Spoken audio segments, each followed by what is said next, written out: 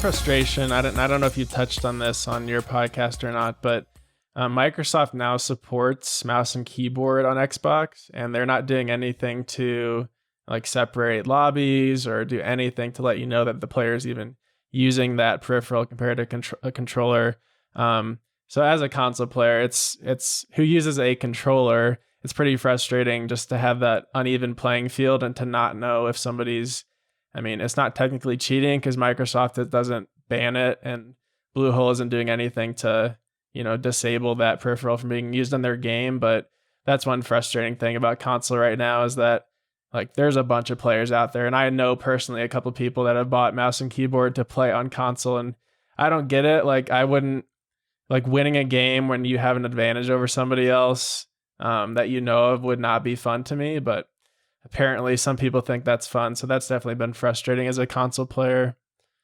Yeah, so that was actually probably one of the biggest drama moments on the podcast. Was there was a guest on an episode who unintentionally or wasn't aware of how negative the connotation was of using mouse and keyboard on console was.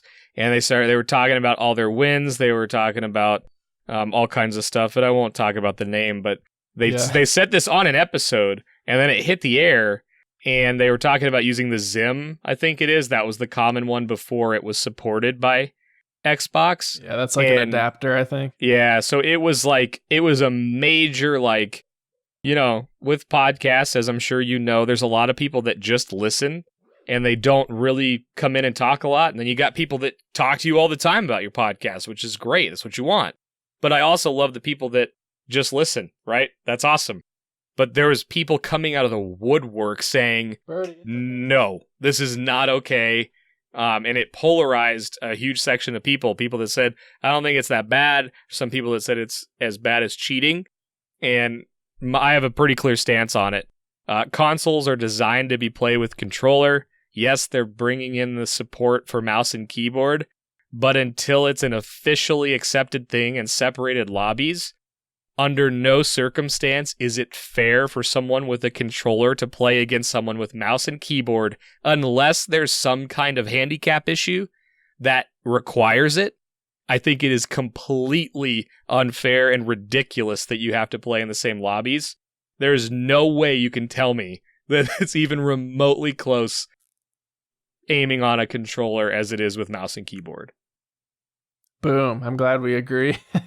I'm totally on the same page. It's pretty insane. Man, that's surprising that somebody had that perspective. Like they didn't think it was wrong. Like I can't even imagine that, but everyone has their own background and yeah. And I think for me, the biggest thing, we've had mods in the Discord talk about using mouse macros. Okay, so you buy a new mouse and you go into their software and they have a macro section.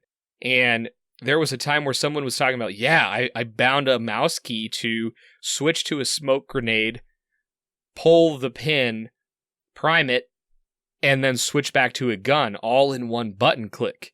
And this is somebody who was modding for the Discord, and we had to say, that's not allowed. That's actually a violation. It's not okay because you're doing more than one action with a button click. And the response was, well, the software for my mouse has it, right? And it's you can go out and buy the Zim. It's an adapter. And they market it like it's a really cool thing to do. They're not saying, beware, you may get banned or this isn't okay.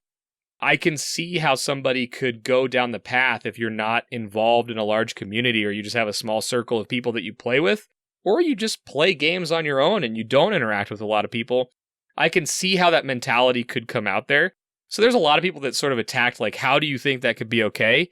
And I can actually see how it can get there. I watched it happen with somebody who's very involved with the game, very involved with the community, and it just was circumstantial that they installed some software. It's oh, cool, macros? Heck yeah, I want to use that. So I could see how it could happen, but when it wasn't, dealt with really quickly, it turned into a pretty big drama-filled moment. It was more than a moment. It was a couple weeks of interesting time on the podcast. And I'll say that it was before we started producing content, the current crew, but it was definitely interesting.